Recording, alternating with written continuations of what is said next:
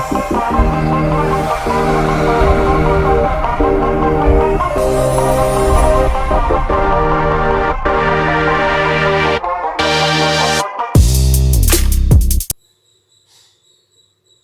friends, welcome to NNE LM.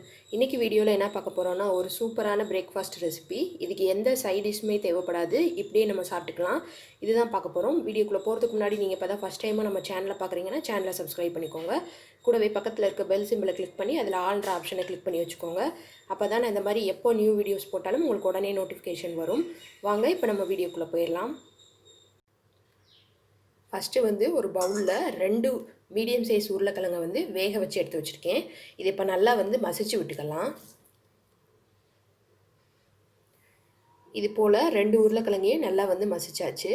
இதில் நான் ஒரு கப் அளவுக்கு கோதுமை மாவு சேர்த்துக்க போகிறேன். அடுத்ததாக இதில் ஒரு 2 டீஸ்பூன் அளவுக்கு ரவை சேர்த்துக்கலாம்.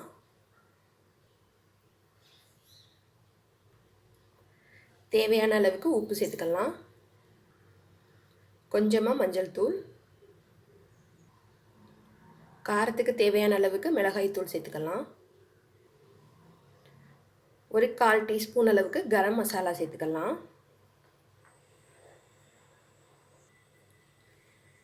இப்போது இது எல்லாத்தையும் நம்ம உருளைக்கிழங்கோட நல்லா மிக்ஸ் பண்ணிக்கோங்க. அதுக்கப்புறமா தண்ணி விட்டு பூரி மாவு பதத்துக்கு பிசைஞ்சு எடுத்துக்கலாம். மாவு பிசைஞ்சாச்சு. இப்போ இதை குட்டி குட்டி பால்ஸாக ரெடி பண்ணிவிட்டு நம்ம தேய்ச்சி எடுத்துக்கலாம்.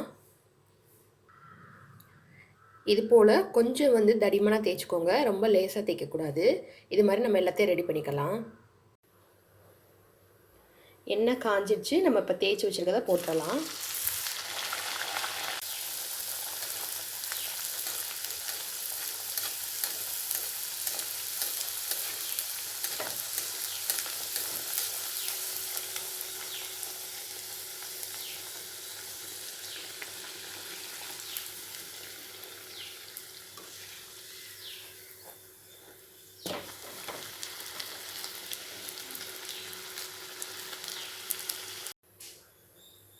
அவ்வளோதான், நமக்கு சூப்பராக ரெடி ஆயிடுச்சு. நீங்களும் ட்ரை பண்ணி பாருங்கள். இதுக்கு எந்த சைட் டிஷ்மே தேவைப்படாது, இப்படியே சாப்பிட்றலாம்.